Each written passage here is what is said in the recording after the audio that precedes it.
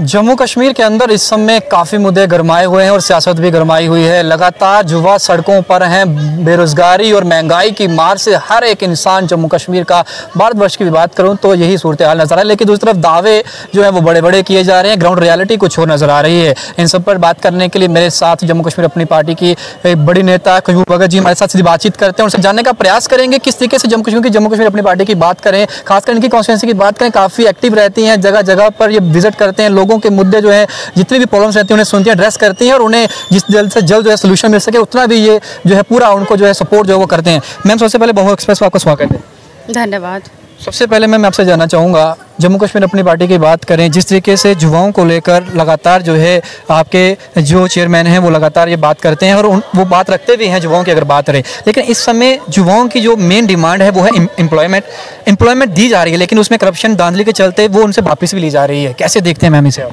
देखिए, बड़ी शर्मिंदगी की बात है कि जिस जम्मू कश्मीर के नाम पे पूरे भारत में राजनीतिक पार्टियां सेकी जाती हैं, उसी जम्मू कश्मीर के युवा जो हैं वो सड़कों पे हैं, इस तरह से प्रदर्शन कर रहे हैं, हताश हैं, नाराज़ हैं, बेबस हैं, लाचार हैं।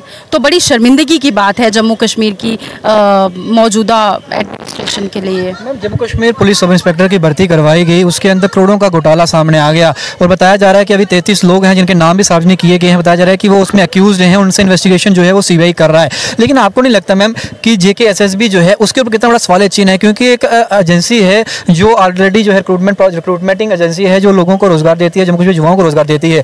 वो पिछले जितने भी एग्जामिनेशन हुए, अगर इस तरह की धांधली इस एग्जाम में हो गई तो पिछले जितने भी एग्जाम हुए उन पर भी जो सवाल चिन्ह खड़ा जाता है।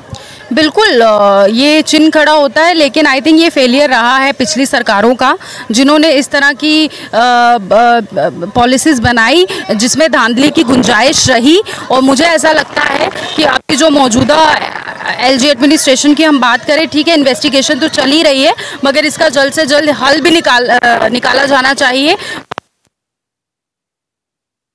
क्योंकि माता पिता के पैसों का तो नुकसान है ही, साथ ही में हमारे जो स्टूडेंट्स हैं उनकी मेहनत है परीक्षा देने में और उनका समय है जो है वेस्ट होता है उनका टाइम।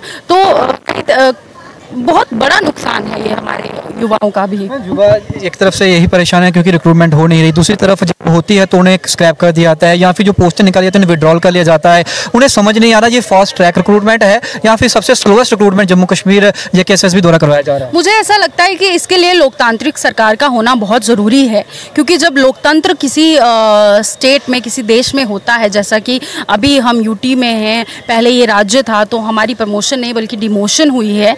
तो इसमें मैं ये कहना चाहूँगी कि आखिर कब तक ब्यूरोक्रेसी के ऊपर हमारी जो है UT चलेगी। और अगर इसमें से जो मैक्सिमम चीज़ें हैं अगर ये हुई हैं तो सिर्फ आई थिंक इसका जो मेजर कारण है वो यही है कि ब्यूरोक्रेसी के ऊपर हमारा जो है सिस्टम चल रहा है और ज़्यादा लंबे समय तक हम इसको नहीं चला सकते। और जल्द से जल्द जो है इलेक्शन होनी चाहिए, लोकतांत्रिक तरीके से जो है लोगों के प्रतिनिधि होने चाहिए ताकि वो पॉलिसीज़ बनाए, आगे चलाए सिस्टम को। अगर ऐसा ही रहा तो ये तो फिर आई थिंक शर्मिंदगी की बात होगी। बात एक हटकर टॉपिक पे करते हैं, डेली वेजेस का मुद्दा जो है, क्योंकि जितने भी डिस्ट्रिक्ट्स हैं जम्मू की वहाँ पर लगातार प्रदर्शन जो है डेली वेजेस के द्वारा किया जा रहा है। 60,000 से लगभग तादाद है, 3 लाख तक परिवार जो है, फैमिलीज जो है उनके साथ जुड़ी हुई हैं। मैम, कैसे देखते हैं वो इतने लंबे समय से जो है वो प्रदर्शन कर रहे हैं अपनी मांग को लेकर और एक जेन्युइन मांग है। हालांकि हम UT हैं, जैसे आप खुद कह रहे हैं, अभी हम सभी को पता है कि जितने भी कानून देश के वो यहाँ पर इंप्लीमेंट होते हैं। मिनिमम वेजेस एक्ट की बात करूँगा, चलिए आप परमानेंट नहीं कर सकते, कम से कम उन्हें मिनिमम वेजेस एक्ट जो है इंप्लीमेंट किया गया, कहा जा रहा है इंप्लीमेंट कर दिया गया, लेकिन उन्हें आज भी पगार जो है वो 6 से 7,000 रुपये मिल रही है। उससे वो अपने बच्चों का पालन पोषण नहीं कर सकते। जिनके बच्चे सरकारी स्कूलों, प्राइवेट स्कूलों में पढ़ते हैं, उनको मजबूरन सरकारी स्कूलों में डालना पड़ा। मैम, उनकी मांग को कैसे देखती है जम्मू कश्मीर अपनी पार्टी?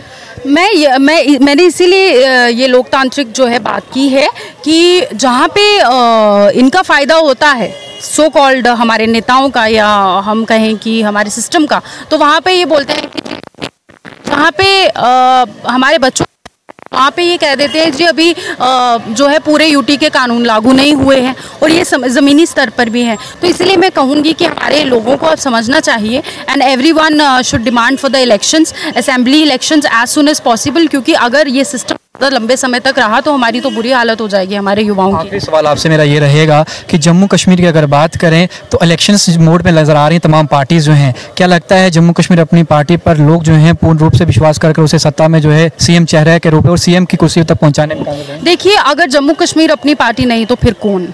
सबको तो देख लिया ना, अब जम्मू कश्मीर अपनी पार्टी की बारी है। और हमने ये तो कहा है कि हम अभी सत्ता में नहीं हैं, लेकिन जब हम सत्ता में नहीं हैं तभी भी तो हमसे ज़्यादा काम कौन कर रहा है, हमसे ज़्यादा आवाज़ लोगों की कौन उठा रहा है? जिनकी सरकार है सेंटर में, वो खुद इतना डरते हैं आवाज़ उठाने से कि आपने देखा कभी उनको सड़कों पे उतरे हुए हमारे यूथ के लिए, हमारे युवाओं के लिए, हमारे डेली विजिट्स के लिए? तो मैं यही कहूँगी कि अगर आपकी आवाज़ कोई उठाता है, उठा रहा है, उठाता रहेगा तो वो जम्मू कश्मीर अपनी पार्टी है। और ज़रूर लोगों को जो है उसका सपोर्ट भी करना चाहिए, क्योंकि अगर हम आपका सपोर्ट कर रहे हैं तो आगे भी जो है हम आपके लिए अच्छी पॉलिसीज़ लाएंगे। और जो फेलियर्स हमारी पिछली सरकारों के रहे हैं वो हम यही चाहेंगे कि ऐसी कोई गुंजाइश ना रहे। बीजेपी तो लगातार कह रही है कि 50+ सीटें तो हमें जीतने, फिर तो 40 ही बची मैम आपके। देखिए, जब उनकी सीटें पिछली बार आई थी, मुख्यमंत्री तो उन्होंने तो भी नहीं बनाया, तो दावे तो वो कई करते हैं, लेकिन इसका मतलब ये नहीं ना है कि वही होगा जो उनके दावा करेंगे। वो बहुत शुक्रिया आपका हमारे साथ बने रहने के लिए। खुशबू भगत अपनी पार्टी की बात करें नेता हैं, सीधी बातचीत जो है उनसे की गई है। तमाम वो मुद्दे जो इस समय जम्मू कश्मीर में गरमाए हुए हैं उन पर चर्चा रही है। आज की बातचीत आपको किस तरह से लगी कमेंट बॉक्स में लिखिएगा, वीडियो को शेयर करना भूलिएगा। बाकी बड़ी तमाम बाहुल एक्सप्रेस पर इधर हो रहा के साथ शो मिलेंगे। बाहुल एक्सप्रेस के लिए जय हिंद।